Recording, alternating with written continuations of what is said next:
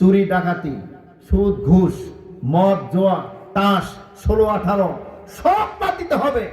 যত বিড়ি আছে সব বাদ দিতে হবে, যত নেশা আছে সব বাদ দিতে হবে। যদি আপনি আদর্শ মানুষ হতে চান, আদর্শবান মুসল্লি হতে চান, তাহলে কবরে আপনি শান্তি পাবেন। তাছাড়া কবরে শান্তি পাওয়া যাবে না। কবরে যদি আপনি আটকে যান, তাহলে আপনার সব পথ বন্ধ হয়ে যাবে, কোথাও আপনি মুক্তি পাবেন না। কবরে যদি আপনি রাস্তা ক্লিয়ার পান, তাহলে আপনার সব রাস্তা ক্লিয়ার হয়ে যাবে। সুবহানাল্লাহ বলেন।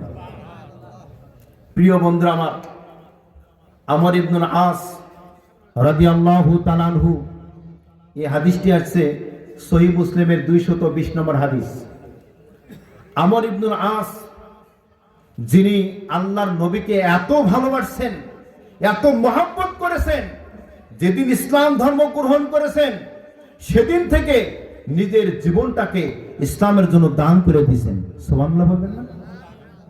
অর্থ সম্পদ যা ছিল সব ইসলামের জন্য দান করেছেন, বিনিময়ে কবরের শান্তি এবং জান্নাত। কয়টা জিনিস? দুইটা জিনিস। একটা হলো কবরের শান্তি, অপরটি হলো জান্নাত। কারণ কবরে যদি শান্তি না পান, আপনার কবরে জান্নাত থাকবে না। কবরে যদি আপনি শান্তি পান, আপনার জান্নাত অটোমেটিক আল্লাহর দয়ায় আপনি পেয়ে যাবেন। ঠিক কিনা? আমর ইবনুল আস রাদিয়াল্লাহু তাআলা আনহু, তিনি 5 ওয়াক্ত ফরজ সালাত যথা সময়ে জামাআতের সাথে তিনি কায়েম করেছেন।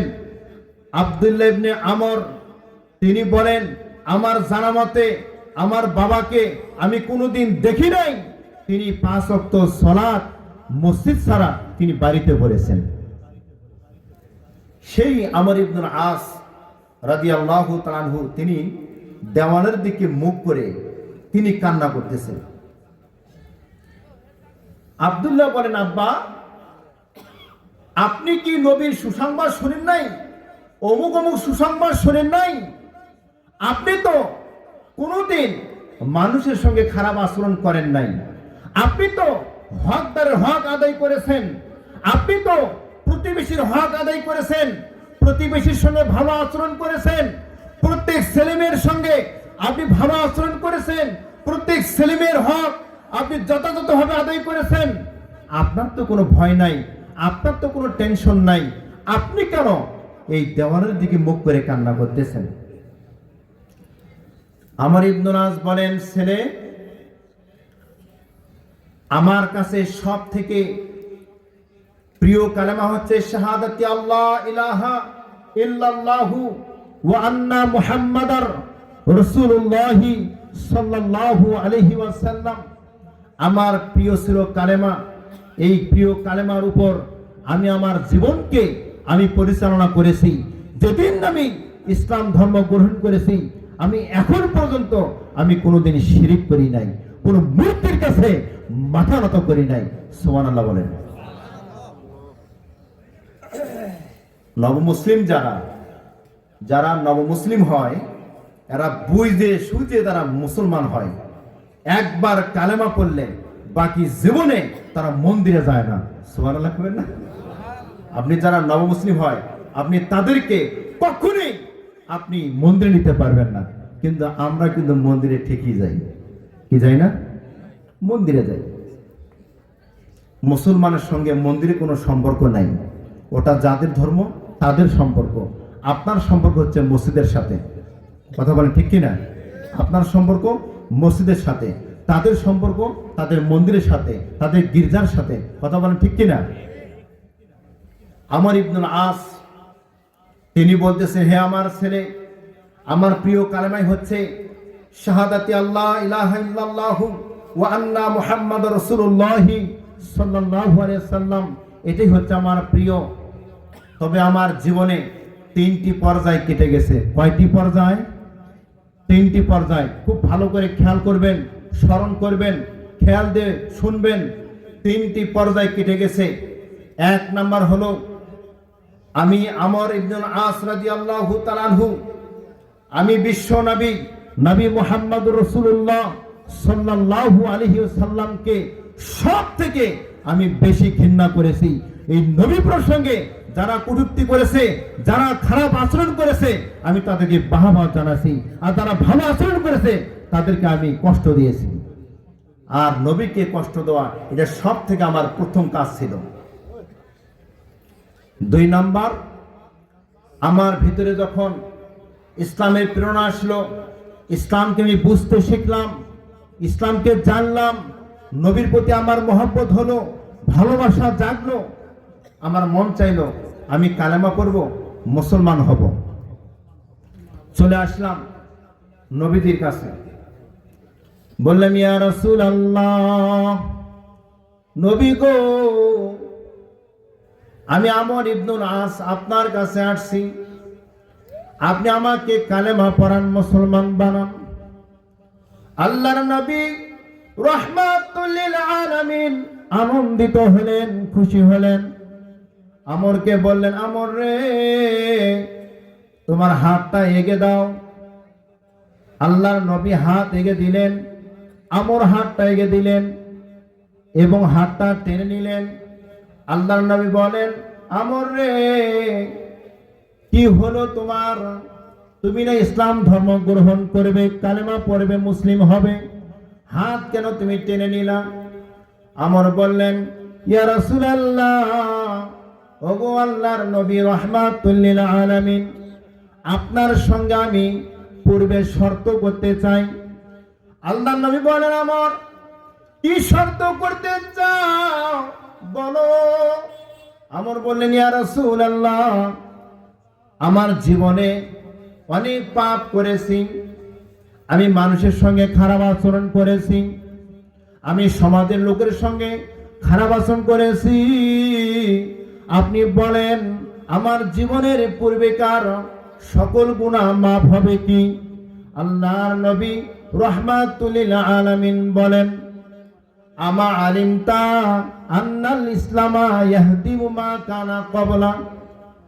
হে আমার, যদি তুমি ইসলাম ধর্ম গ্রহণ করো, কালেমা পড়ো, মুসলিম হও, ইসলাম ধর্ম গ্রহণ করলে আল্লাহ তার জীবনের পূর্বেকার সব গুনাহ মাফ করে দেন।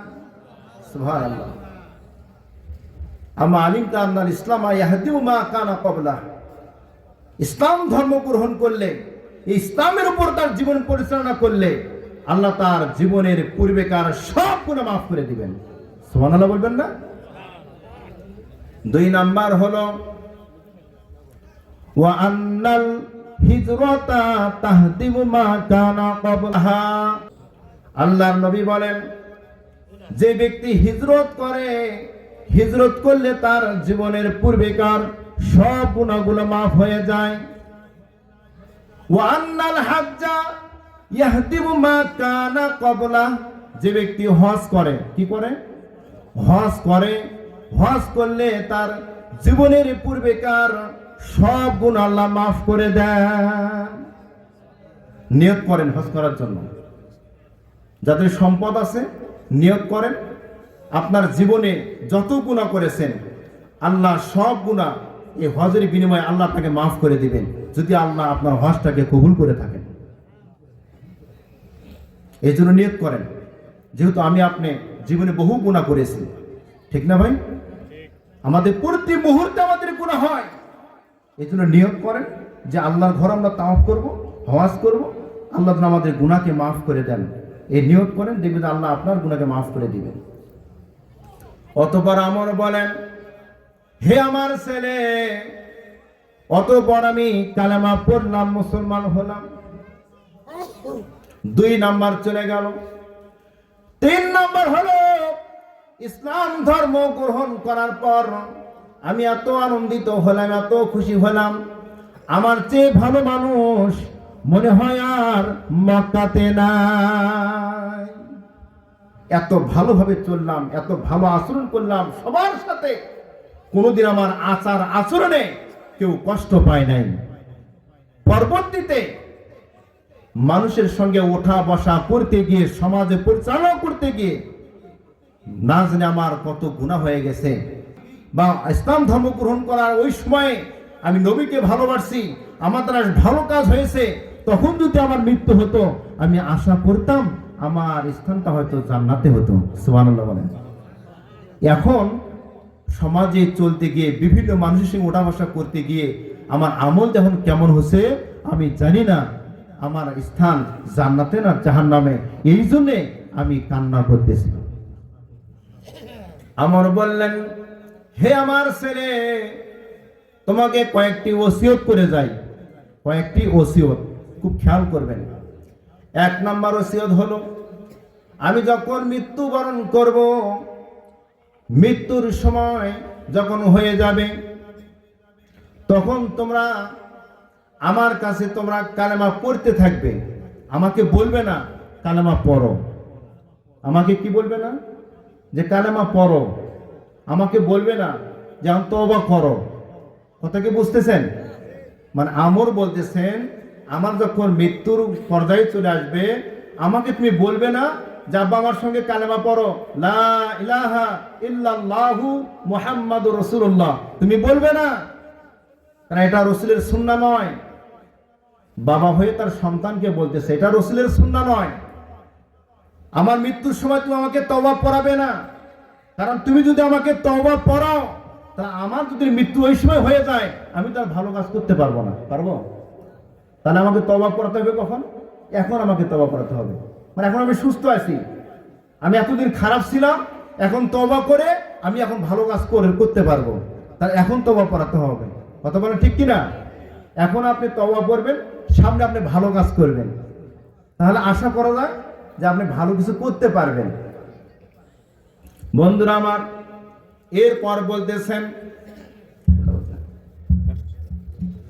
হ্যাঁ, এরপরে বলতেছেন, আমার যখন মৃত্যু হবে, আমাকে যখন কবরের পাশে নেওয়া হবে, সেই সময় তোমরা আমার সঙ্গে জীবন্ত আগুন সাথে নেবে না। কি নেবে না? জীবন্ত আগুন। এই যে মশাল ধরে আমরা আগুন সাথে নিই না, এরকম আগুন নেওয়া যাবে না। 2 নাম্বার হলো, আমাকে যখন কবরস্থ করবে, দাফন করবে, দাফন করার পর তুমি কবরের পাশে দাঁড়িয়ে থাকবে, কবরের পাশে দাঁড়িয়ে থাকবে এবং আমার জন্য তুমি দোয়া করবে। কাকে বলতেছেন? সন্তানকে বলতেছেন, আমার পাশে দোয়া করবে। ততক্ষণ তুমি দোয়া করবে এবং তোমার সারা শব্দ আমি বুঝতে পারবো এবং উপস্থিতিতে আমাকে প্রশ্ন করা হবে, আমি যেন সহি সালামতে আমার প্রশ্নের উত্তরগুলো আমি দিতে পারি। সন্তানকে আদেশগুলো করলেন। বাবা মা মারা গেলে সন্তান কবরের পাশে দাঁড়িয়ে থাকবে, কিন্তু আমরা তা থাকি না। থাকি কি? তা থাকি না। এই মাটি দিয়ে এই দৌড় দাও দৌড় দাও, এখন কবর আদা শুরু হয়ে যাবে, সরদার শুরু হয়ে যাবে।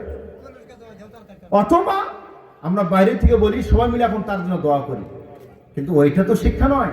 শিক্ষা হলো, আপনার বাবা মা মারা গেছে, আপনার ভাই মারা গেছে, আপনি কবরের পাশে দাঁড়িয়ে থাকেন, ঘন্টা বা ঘন্টা থাকেন, তার জন্য দোয়া করেন, সেটা আপনার কামে লাগবে। কথা বলেন ঠিক কিনা? বন্ধুরা আমার, আমর রাদিয়াল্লাহু তাআলা আনহুর মৃত্যুর যন্ত্রণা শুরু হয়ে গেল। আমর বলতেছেন, ছেলে আমার, আমার বড় কষ্ট হচ্ছে, আমার মনে হয় এই আসমান এবং জমিন আমার বুকের উপর দিয়ে চাপ দিয়ে ধরেছে। ছেলে আব্দুল্লাহ রে, আমি তোমাকে আর একটা কথা বলি, হয়তো আমার জন্য কিছু সহজ হতে পারে। আব্দুল্লাহ বলেন, আব্বা গো, বলেন বলেন।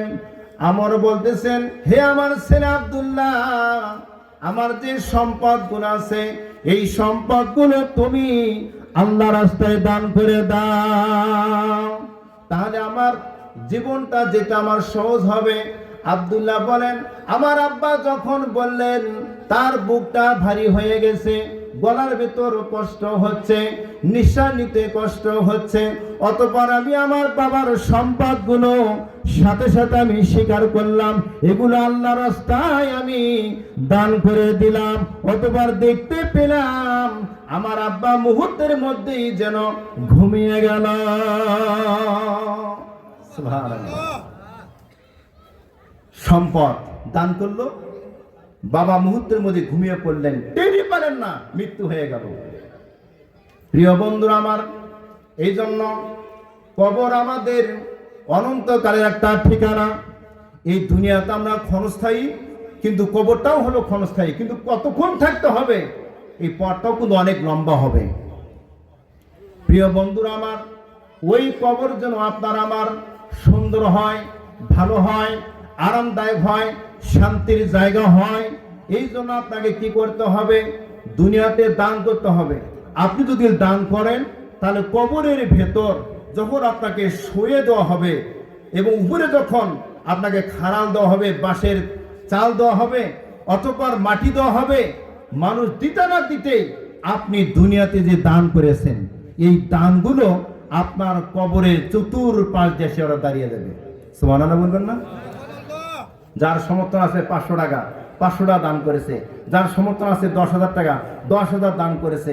সেই সমর্থন যে দানগুলো ওই কবরের চতুর্পাশ দিয়ে আপনার বেষ্টন দিয়ে আপনাকে এমনভাবে পাহারা দিবে, আপনাকে কোনো আযাব, কোনো যন্ত্রণা আপনাকে স্পর্শ করতে দিবে না। সুবহানাল্লাহ আসতে বলেন।